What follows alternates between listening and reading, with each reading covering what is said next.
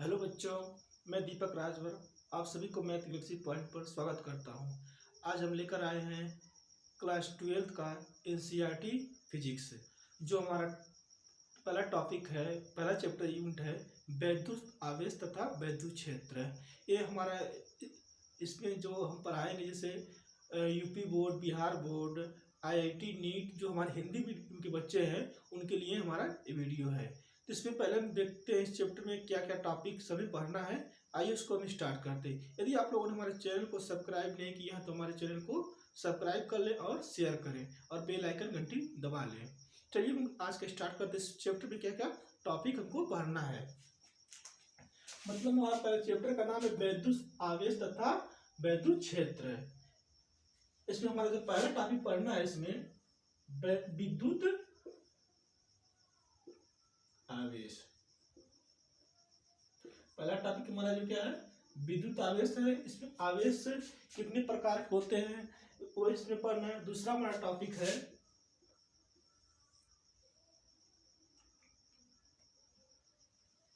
चालक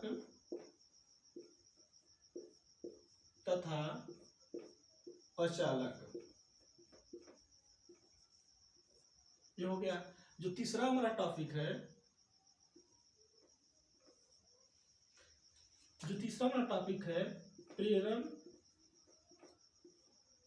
प्रेरण द्वारा आवेशन।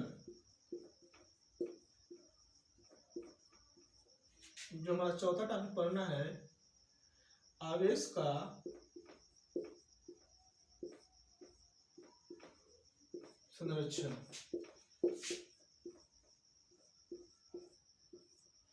ये पढ़ना है। और पांचवा जो टॉपिक हमारा इसमें है, मूल आवेश का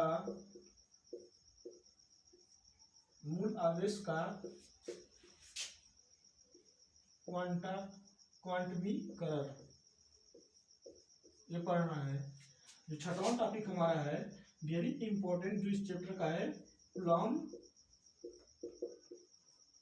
का नियम है।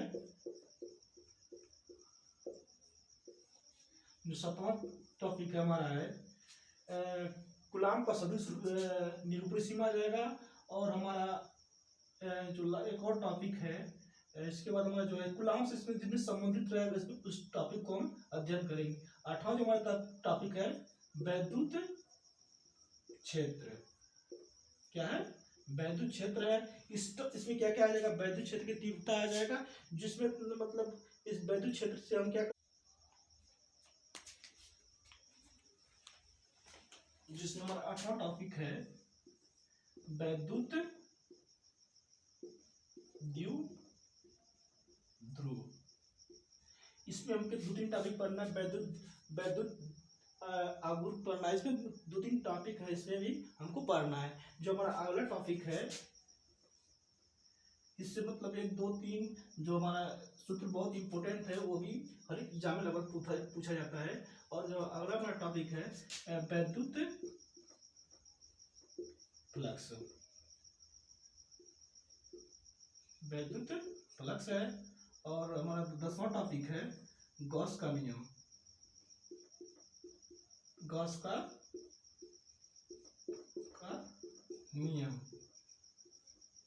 ये बहुत इंपॉर्टेंट, गॉस का नियम बहुत इंपॉर्टेंट है। इसका मतलब 4-5 अनुप्रयोग है, उसको भी हम प्रूव करेंगे। और लास्ट में हम देखेंगे हर एक रिलेटेड पर, हर एक फार्मूला पर हम क्या करेंगे, न्यूमेरिकल लगाएंगे। जो हमारा आखिरी प्रश्न होता है उसको सॉल्व करेंगे।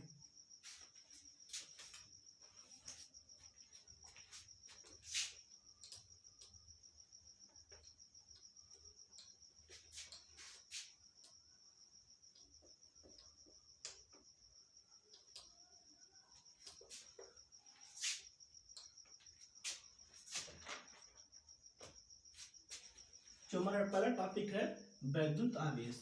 वैद्युत आवेश क्या होता है, हम 600 ईसा पूर्व 600 ईसा पूर्व एक वैज्ञानिक थे जिन्होंने एक प्रयोग किया था। जैसे एक छोटे छोटे कागज का टुकड़ा किया और एक कंघी को हमारे क्या करते बाल उसको बाल झाड़ते थे। तो जब उसके पास ले जाते थे जो छोटे छोटे हमारे जो कागज के टुकड़े थे वो क्या करते थे एक दूसरे का क्या कराता उसमें चिपक लेता था, उस पर आकर्षित करता था। आकर्षित करता तो उसमें क्या हो रहा था, उसमें जब घर्षण उत्पन्न होता है, घर्षण की क्या क्या करता है उसमें आकर्षित करता है, उसी को हम क्या कहते हैं वैद्युत आवेश कहते हैं। क्या कहते हैं वैद्युत आवेश कहते हैं। और हमारा एक एक्सपेरिमेंट है, जैसे एक गुब्बारा लीजिए, उसमें उसको फुला के भरिए और उसको बाल में रगड़ के दीवार में क्या कीजिए उसको सटाइए, देखिए क्या होता है उसमें क्या होता है आकर्षित कर लेता है। तो आकर्षण कर लेता है, उसमें क्या होता है घर्षण के कारण घर्षण उसमें उत्पन्न होता है और उसी के कारण हमारा क्या होता है वैद्युत आवेश उत्पन्न हो जाता है। इसको हम क्या कहते हैं वैद्युत आवेश कहते हैं। इसका परिभाषा क्या होता है ये देखते हैं।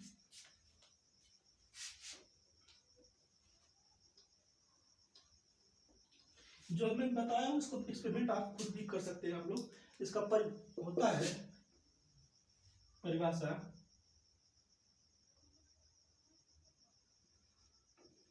पदार्थ का वह गुण है जिसमें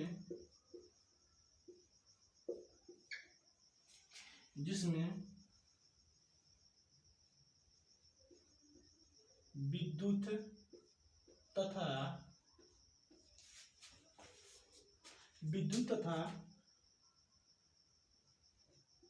चुंबकीय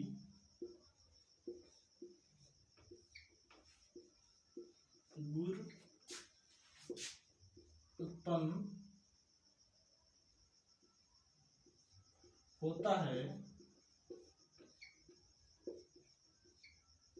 उसे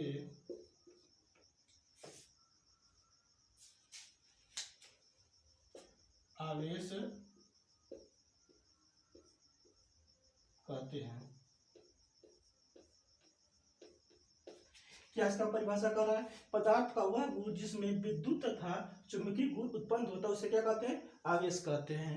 मतलब हम जब इसका हम जब हम छोटे छोटे कागज को अगर हम कंघी करके अगर हम उसको पास ले जाते हैं, वो आकर्षण क्या होता है उसमें घर्षण उत्पन्न होता है, तो उसमें क्या होता है अट्रैक्शन करता है, मतलब उसमें विद्युत गुण भी उत्पन्न होता है और चुंबकीय भी गुण उत्पन्न होता है, उसे क्या कहते हैं विद्युत आवेश कहते हैं।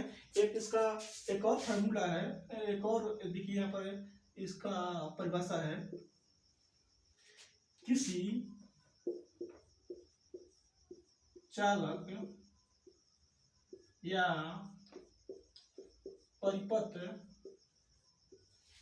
परिपथ में एक सेकेंड में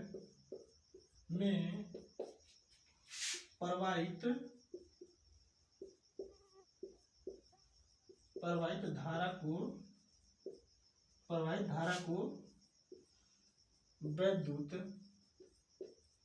आवेश कहते हैं।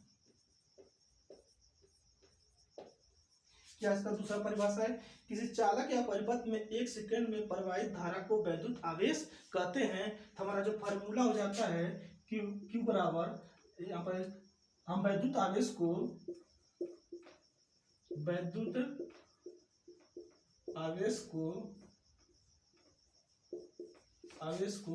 Q से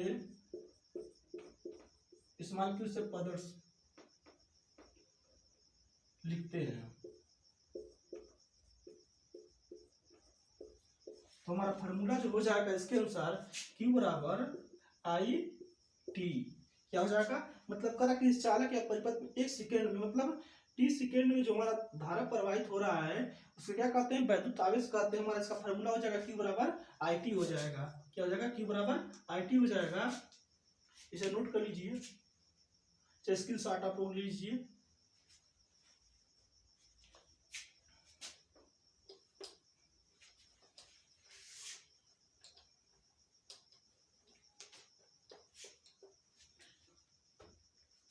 हमारा विद्युत आवेश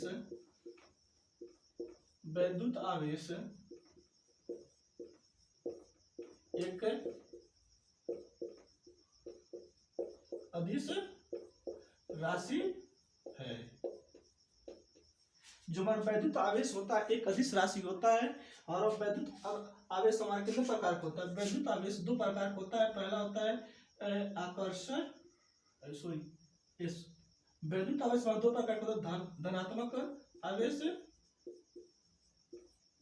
आवेश होता है और दूसरा होता है ऋणात्मक आवेश होता है। क्या होता है? ऋणात्मक आवेश। अब धनात्मक आवेश क्या कहते हैं? धनात्मक आवेश उसे कहते हैं अगर मान लीजिए हमारा कोई एक यहाँ पर प्लस क्यू है, अभी प्लस क्यू है, अगर दोनों क्या हो रहा है?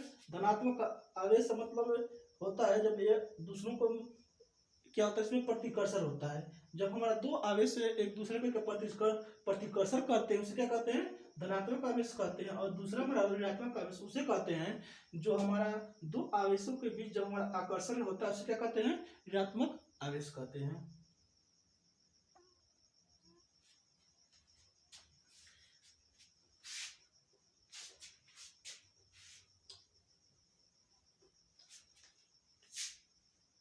और जो हमारा इसका वैद्युत आवेश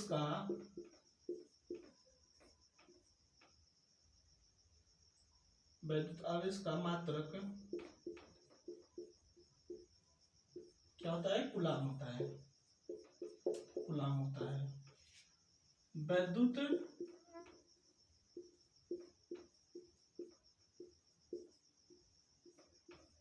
इसका मात्रक हो गया वैद्युत आवेश का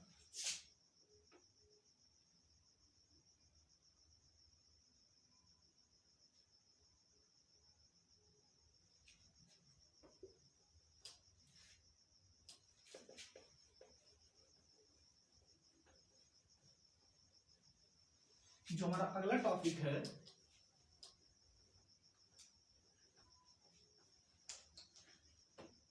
चालक। हमारा जो अगला टॉपिक है चालक क्या होता है? चालक ये पदार्थ होता है जिसमें हमें आसानी से विद्युत धारा प्रवाहित हो जाता है उसे क्या कहते हैं? चालक कहते हैं। जैसे हमारा लोहा में आसानी से क्या होता है? चालक प्रभाव हो जाता है। लोहा हो गया और तांबा हो गया, मनुष्य हो गए हैं। इसमें क्या होता है? आसानी से हमारा धारा प्रवाहित हो जाता है उसे क्या कहते हैं? चालक कहते हैं। इसका और एग्जाम्पल होता है, आदि भी एग्जाम्पल होता है।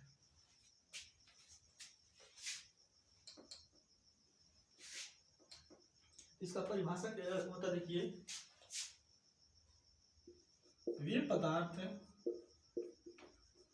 पदार्थ जिसमें विद्युत आसानी से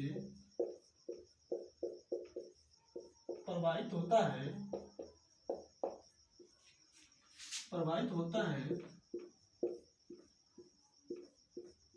उसे चालक कहते हैं। जैसे लोहा, तार, तांबा इत्यादि। इसमें सब क्या है? इसमें आसानी से हमारा क्या होता है? धारा प्रवाहित होता है उसे क्या कहते हैं? चालक कहते हैं। ये पदार्थ जिसमें विद्युत आसानी से प्रवाहित होता है उसे क्या कहते हैं? चालक कहते हैं। जैसे लोहा, तार, तांबा इत्यादि होते हैं, सब क्या है? चालक होते हैं। अगला जो हमारा टॉपिक है अचालक।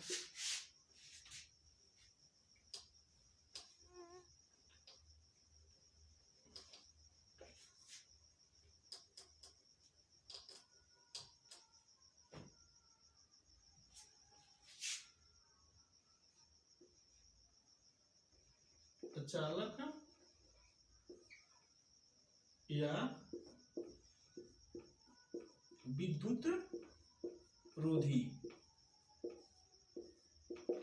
अब ये क्या होता है? देखिए, इसे कहते हैं अचालक या विद्युत रोधी। इसका क्या होता है? इसमें क्या होता है? इसमें हमारा जो धारा होता है आसानी से प्रवाहित नहीं होता उसे क्या कहते हैं? विद्युत रोधी कहते हैं या अचालक कहते हैं। जैसे मान लीजिए एक लकड़ी है, उसमें धारा प्रवाहित होगी नहीं ना।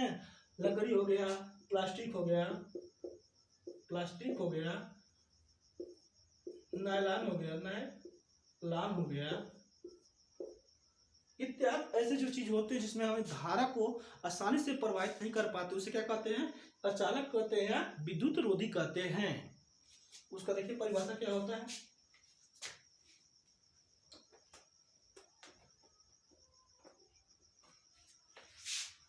वे पदार्थ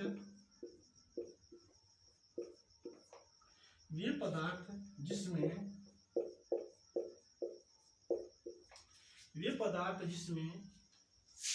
विद्युत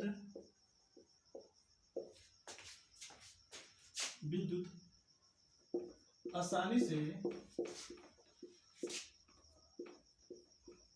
प्रवाहित न हो से अचालक कहते हैं। जैसे लकड़ी, पत्थर, प्लास्टिक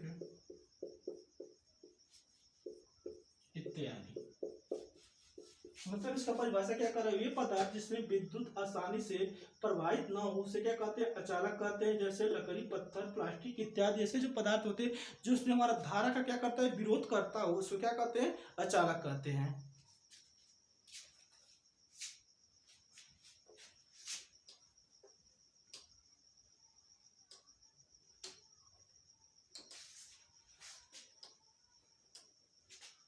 जो अगला हमारा टॉपिक है प्रेरण द्वारा आवेश, प्रेरण द्वारा आवेशन। क्या है अगला टॉपिक हमारा? है प्रेरण द्वारा आवेशन। इसमें क्या होता है? देखिए इसमें हमारा तो एक विद्युत रोधी का क्या होता है? स्टैंड होता है, उसमें दो चालक रखते हैं। मान लीजिए हमारा विद्युत धारा का क्या है? विद्युत रोधी का स्टैंड है, उसमें हम दो चालक रखते हैं।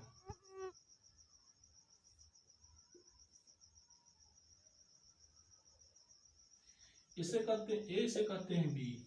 यहाँ पर हमारा क्या होता है? पॉजिटिव चार्ज होता है, धनात्मक चार्ज होता है, यहाँ पर ऋणात्मक चार्ज होता है। यहाँ पर क्या होता है? पॉजिटिव चार्ज पॉजिटिव चार्ज, यहाँ पर ऋणात्मक चार्ज होता है। मतलब इसमें क्या होता है? अगर किसी अन्य एक आवेशित छड़ को अगर यहाँ पर हम ले जाते हैं, अन्य आवेशित छड़ को अगर ले जा रहे हैं, मान लीजिए उसमें क्या है? एक छड़ है, उसमें क्या है? पॉजिटिव चार्ज है।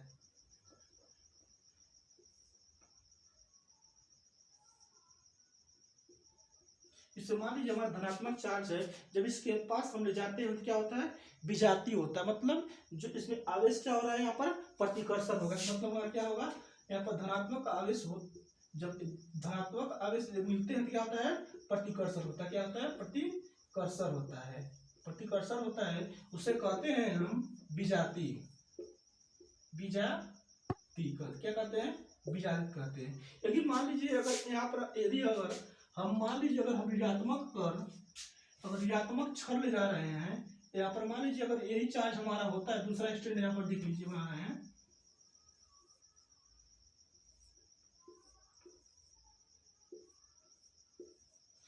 मान लीजिए यहाँ पर माइनस चार्ज हमारा है, यहाँ पर क्या है? प्लस चार्ज है। पॉजिटिव चार्ज है, यहाँ पर क्या है?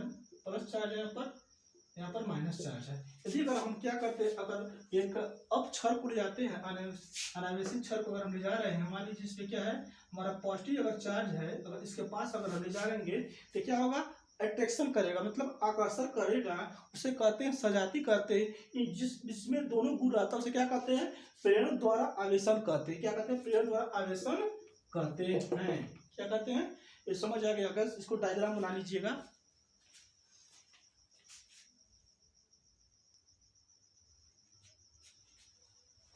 इसका परिभाषा देखते क्या होता है? प्रेरण द्वारा आवेशन का, जब किसी आवेशित छड़ को विद्युत रुद्र स्टैंड पर रखे किसी अनावेशित चालक के पास लाया जाता है तो अनावेशित चालक के पास वाले सिरे विजातीय आवेश तथा दूसरे सिरे पर सजातीय आवेश उत्पन्न हो जाता है। इस प्रक्रिया का प्रेरण द्वारा आवेशन कहते हैं। मान लीजिए कि हमारे विद्युत रोधी स्टेट है, उसपे क्या हमारा दो चालक है और कह रहा एक आवेशित छड़, मान लीजिए एक आवेशित छड़ ले रहे हैं। यहाँ पर आवेशित छड़ अगर ले रहे हैं,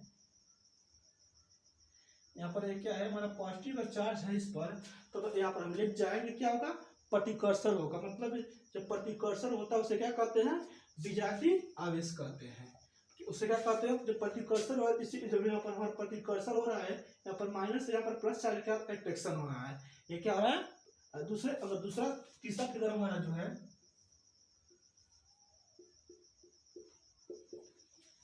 अगर मान लीजिए कोई आवेशित हमारा छड़ है, अगर उस पर हम यहाँ पर इस फिगर में अगर यहाँ पर ले जा रहे हैं, यहाँ पर जब एट्रैक्शन होगा उसे क्या कहते हैं, जब एट्रैक्शन होगा आकर्षण जब हमारा आवेश करेगा तो उसको क्या कहते हैं सजातीय आवेश कहते हैं। इस प्रक्रिया को जो हो रहा है, इसमें इस प्रक्रिया में जो हो रहा है उसे हम क्या कहते हैं प्रेरण द्वारा आवेशन कहते हैं। क्या कहते हैं प्रेरण द्वारा आवेशन कहते हैं।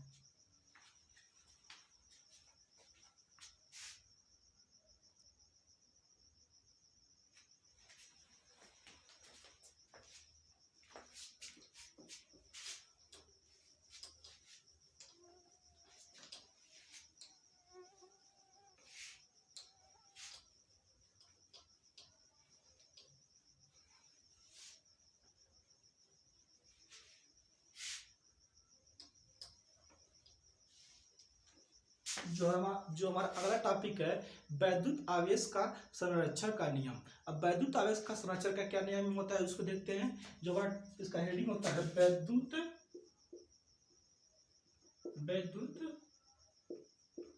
आवेश का संरक्षण नियम।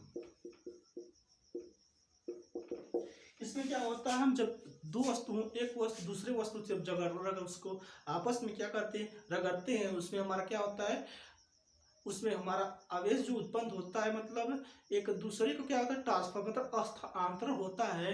इस प्रक्रिया को हम क्या कहते हैं वैद्युत आवेश का संरक्षण का नियम कहते हैं। देखिए हमारा जो आवेश होता है न तो उत्पन्न किया जा सकता है और न ही नष्ट किया जाता है। इस प्रक्रिया को हम क्या कहते हैं वैद्युत आवेश का संरक्षण का नियम कहते हैं। इसका परिभाषा क्या होता है देखिए, वैद्युत आवेश को न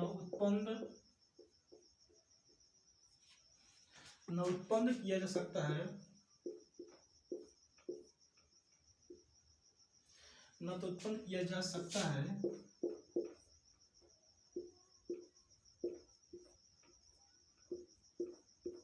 न ही नष्ट किया जा सकता है।